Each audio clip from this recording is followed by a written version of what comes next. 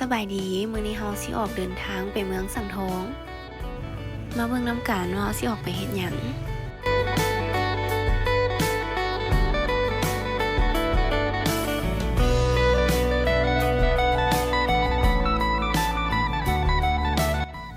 เส้นทางไปเมืองสังทองวิวคืองามแฮงทุกคน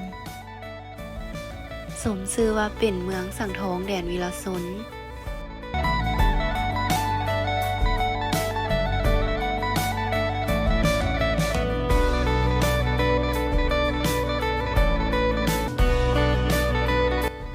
ช่วงนี้แม่นจะเป็นฤดูเกี่ยวข้าว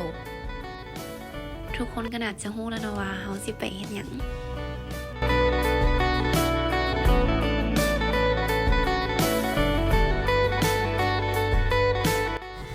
แม่นแล้วทุกคนเฮาจะไปเกี่ยวข้าว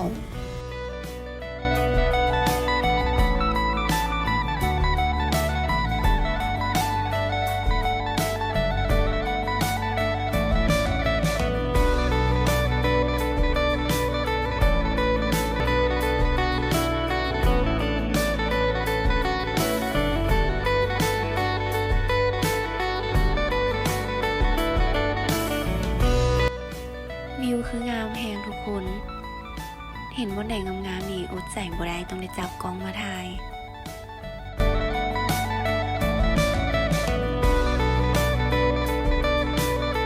มาฮอดนี่ก็จะเป็นทางดินแดงขี้ฝุ่นก็จะหลายแนวขอตัดไปตอนฮอดนาเลยวิวทงไฮทงนาก็งามบ่แพ้กันเลยทุกคนตอนเช้านี่แม่นเฮาจะได้แต่งกลิ่นไว้ให้คนงานก่อนเมนูแม่นต้มเป็ดใส่หมักสู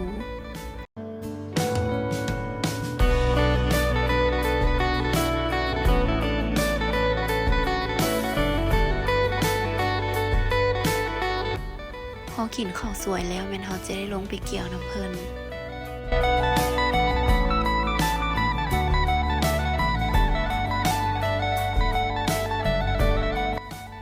บรรยากาศแม่นดีแฮงเพราะว่าบ่ค่อยมีแดด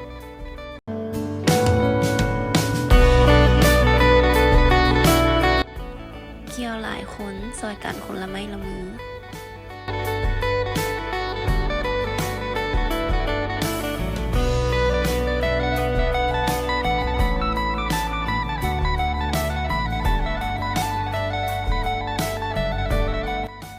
นี่มันจะเป็นส่วนมัน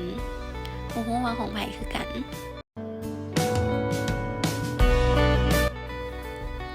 ซอยกันคนละไม้ละมือในที่สุดก็แล้วทุกคนตัดมาตอนกู้เลยเกือบกู้ไปแล้วทุกคนเพราะว่าฝนตก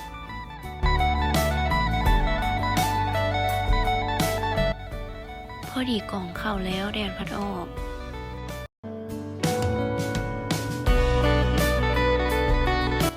ขอจบคลิปไว้สำนี้ก่อนเด้อทุกคนบ๊ายบาย